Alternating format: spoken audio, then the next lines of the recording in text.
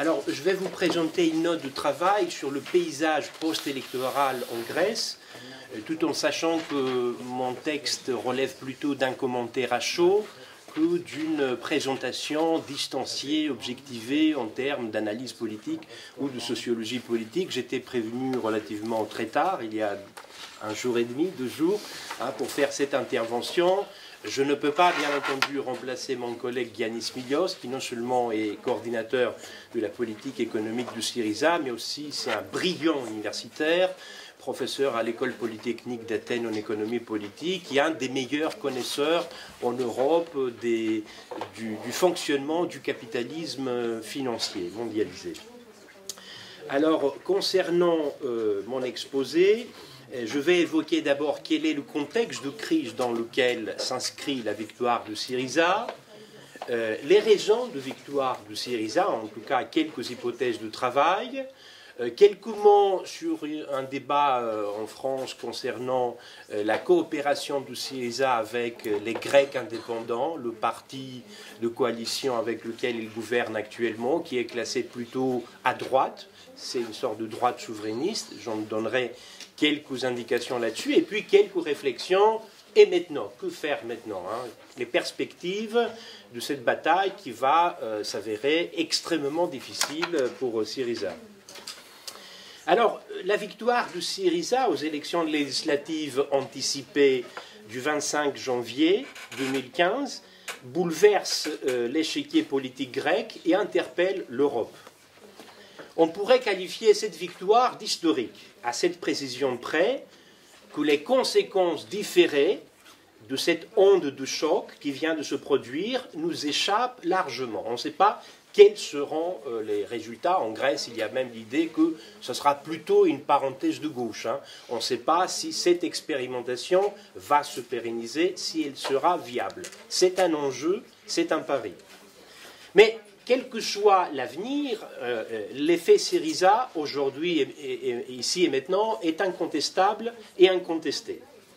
C'est d'abord un espoir qui ouvre de perspectives inédites, des possibilités à saisir. C'est d'abord la délégitimation en acte des politiques d'austérité et l'affirmation de la possibilité de faire une autre politique et de faire de la politique autrement. La consécration de la gauche radicale en Grèce atteste d'abord que les élites dirigeantes ne sont pas invincibles. Et un petit peuple peut avoir une grande voix quand il prend conscience de ses intérêts et agit avec détermination. Loin d'être un simple phénomène d'alternance dû à l'impopularité de la politique du précédent gouvernement, d'Antonis Samaras, le chef de file de la droite, le succès de Syriza inaugure un nouveau cycle politique en Grèce. D'abord, il brise 40 années de bipartisme où les 2 principaux partis, le PASOK, le mouvement socialiste grec, et le parti de la droite, la Nouvelle Démocratie, ces 2 partis se partageaient tour à tour les rênes du pouvoir et au niveau électoral recueillaient à chaque fois entre 80 et 85% de l'électorat. La Constitution accordant un pouvoir très étendu au Premier ministre à chaque fois, celui-ci usait et abusait de la domination de ses subordonnés dans les appareils de l'État et les entreprises publiques. Et sur cette base-là, s'est constitué en Grèce un système clientéliste de masse, j'insiste sur le caractère de masse, qui reposait sur la domination des grandes familles emblématiques, les Karamanlis et les Mitsotakis pour la droite, les Papandréou pour le PASOK, qui fonctionnaient de père en fils, ministre, voire Premier ministre. Alors ce système clientéliste a engendré une corruption endémique qui a miné l'autorité de l'État. Donc les maîtres mots, c'est clientélisme politique et favoritisme partisan. Médiocratie au lieu de méritocratie.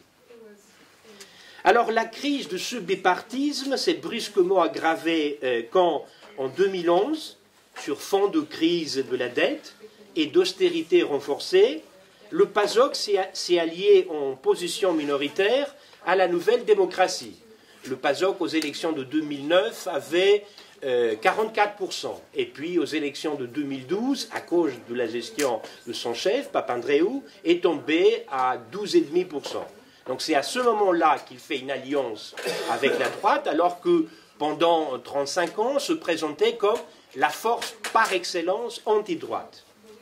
Donc le PASOK a cautionné une politique d'austérité conçue par la Troïka, formée par les représentants, comme vous le savez, de l'Union européenne, du Fonds monétaire international et de la Banque centrale européenne.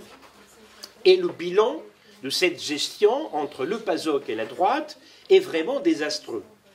Diminution du produit intérieur brut de plus de 25%, taux de chômage qui a été multiplié par 3, 26%, triste record au niveau de l'Union européenne, avec un taux de chômage des jeunes 18 ans, 25 ans autour de 58%.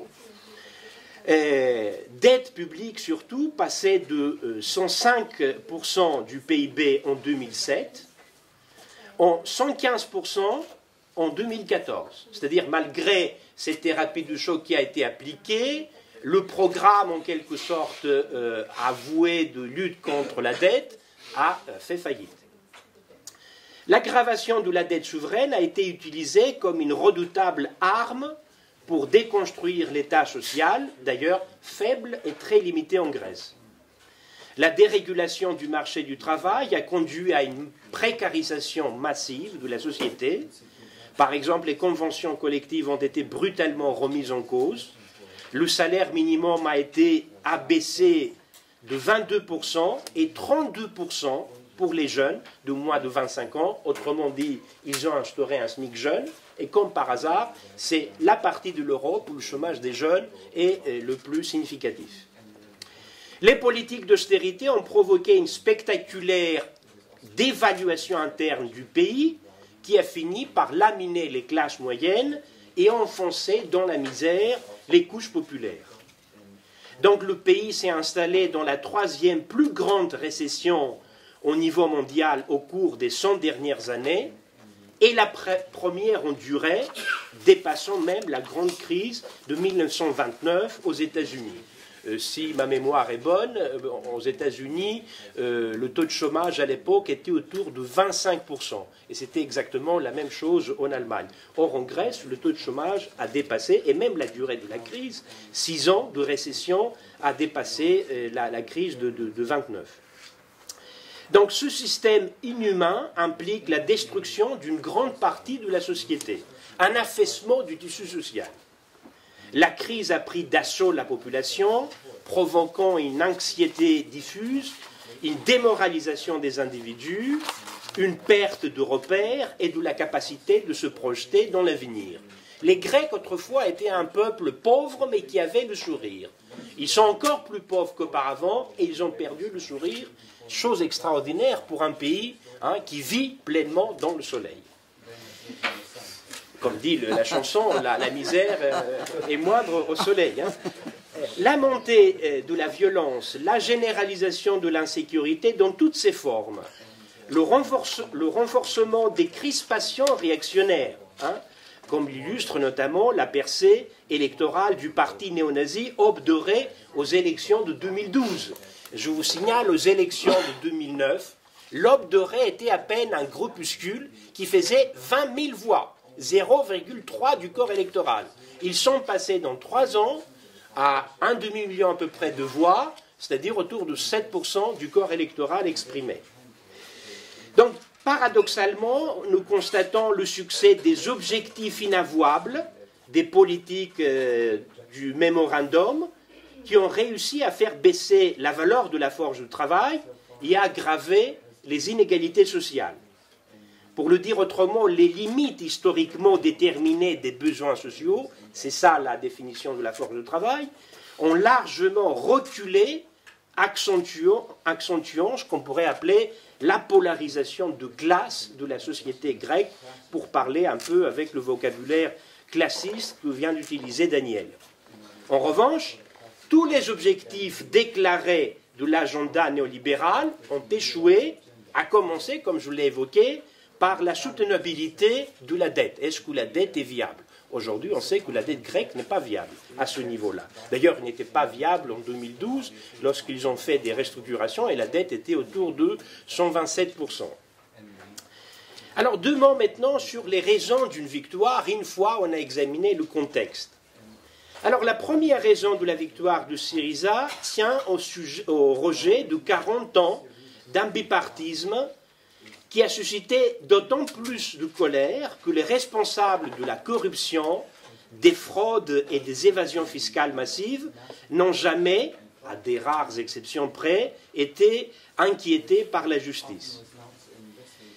La deuxième raison ne tient pas à l'adhésion des électeurs à une idéologie anticapitaliste, mais comme le dit Alexis Tsipras lui-même, tient à un vote motivé par la nécessité, par le besoin. En effet, l'application de mesures de la Troïka a jeté dans la misère plus d'un tiers de la population. Cela se traduit par une sous-alimentation, l'impossibilité de se chauffer, la menace de saisie des habitations par les banques et surtout par le départ de 200 000 jeunes diplômés à l'étranger pour trouver un meilleur sort. Donc face à cette situation préoccupante, Syriza propose des mesures d'urgence humanitaire telles que le rétablissement de l'alimentation électrique pour un pays d'énergie, un salaire minimum au même niveau qu'en 2009, c'est-à-dire 751 €, la couverture sociale pour tout le monde, et notamment pour les chômeurs en fin de droit, etc. Donc Syriza ne s'est pas contenté, comme c'est souvent le cas en France ou ailleurs, de critiquer le gouvernement en place, mais a répondu point par point aux attentes populaires. Il a érigé la lutte pour la survie de la population, c'est-à-dire une lutte, pour parler un peu comme Michel Foucault, autour de la vie, une lutte biopolitique, la lutte pour la survie de la population la plus précarisée, en enjeu majeur de la confrontation électorale. Le troisième facteur du succès de Syriza tient à une nouvelle manière de pratiquer la démocratie, en y impliquant une jeune génération exempte des pratiques corruptrices des élites.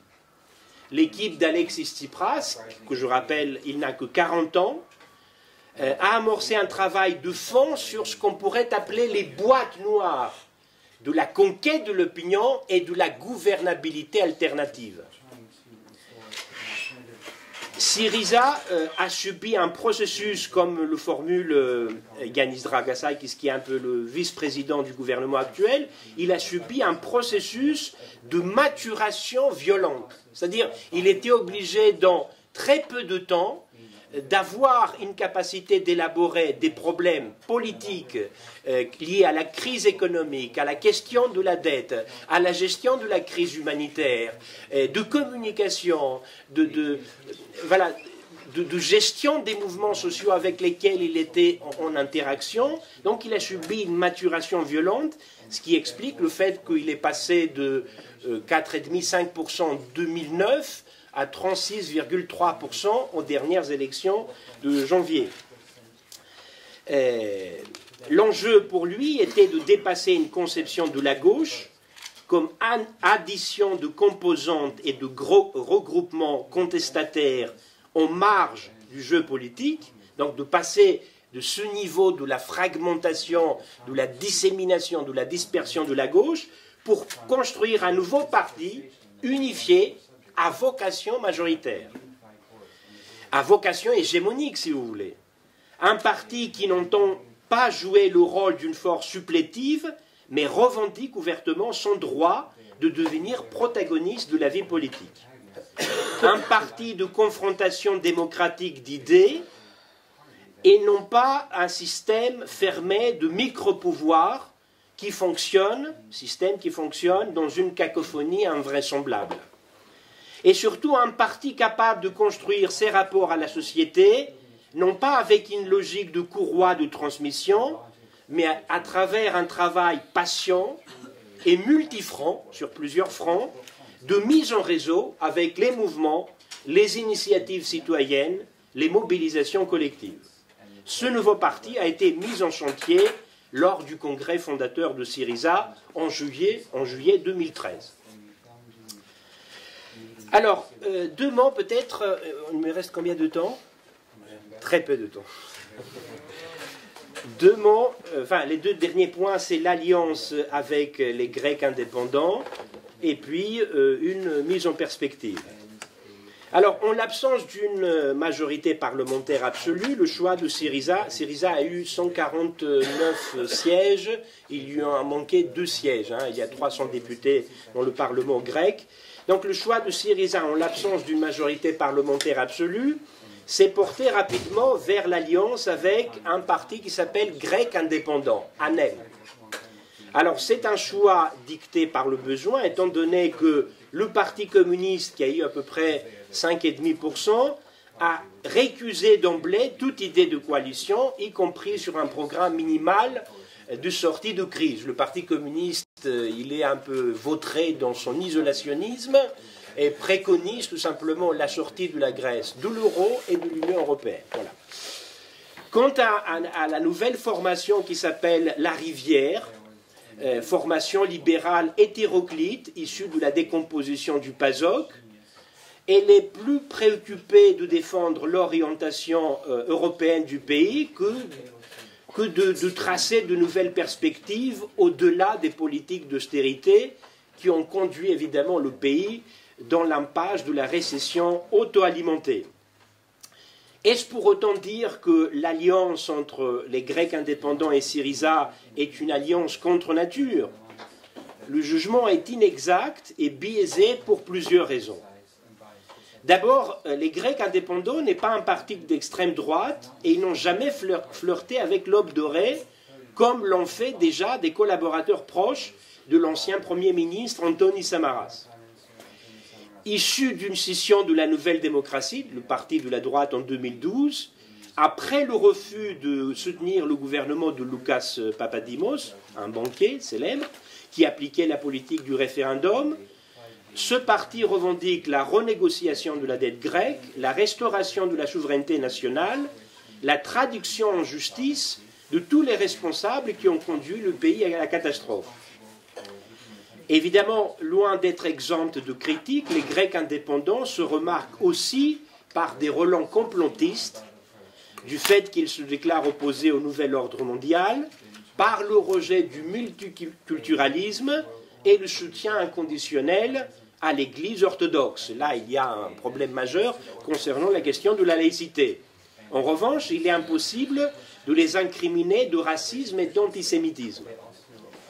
Ensuite, l'équilibre de force entre les deux formations est incontestablement en faveur de Syriza, dont le programme économique est accepté en bloc par les ANEL. Enfin, la coalition avec les ANEL envoie un message de fermeté aux tenants de l'austérité dans toute l'Europe.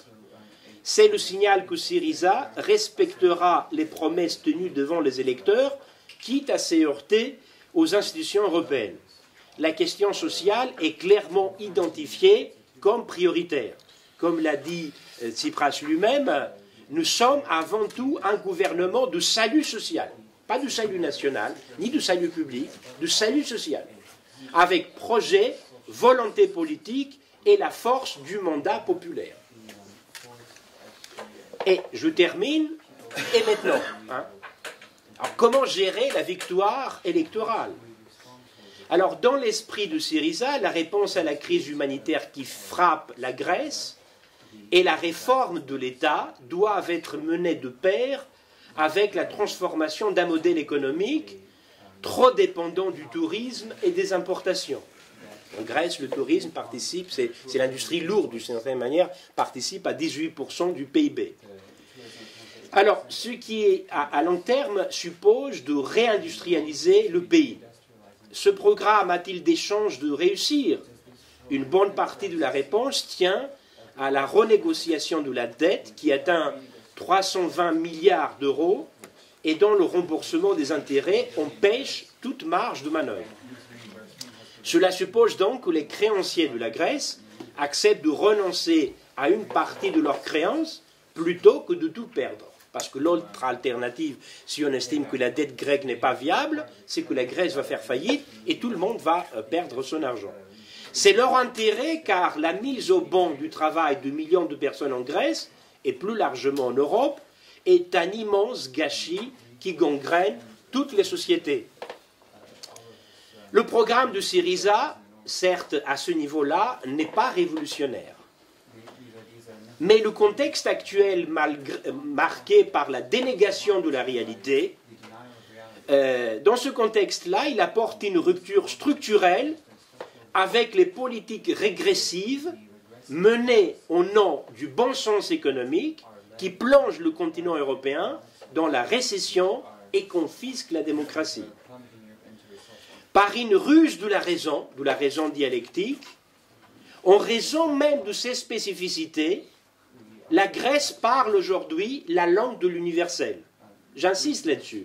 De ces spécificités autant que laboratoire à ciel ouvert pour tester des politiques effroyables. Justement parce qu'ils ont testé jusqu'au bout cette logique-là, ils peuvent parler la langue de l'universel.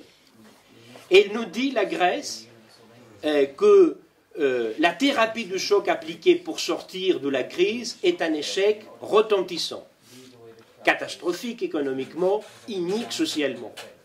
Et il nous dit aussi que l'explosion de la dette souveraine, suite aux politiques punitives qui s'abattent avec férocité sur les peuples, sous prétexte d'absoudre un crime imaginaire, alors cette explosion de la dette subvertit les fondements de la souveraineté nationale et répand l'euroscepticisme, c'est-à-dire c'est les politiques d'austérité qui sont les véritables fossoyeurs de l'idéal européen.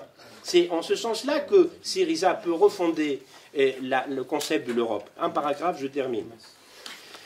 Donc la victoire de Syriza est un pari qui permet de décloisonner le regard sur le monde, d'élargir l'horizon d'attente, de repenser l'action collective, à condition de ne pas évidemment succomber aux simplifications enthousiastes de la rhétorique partisane qui font l'impasse, du moins en France, sur l'état calamiteux de la gauche institutionnelle et les rudes tâches de la recomposition politique qui reste à faire.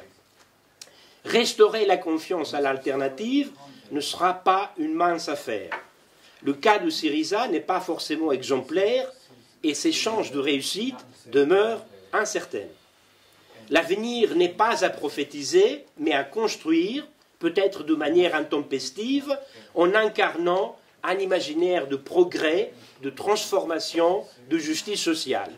Néanmoins, et je termine avec ça, le nom de Syriza incite à déborder le pessimisme de l'intelligence pour renouer avec l'optimisme de la volonté. Je vous remercie.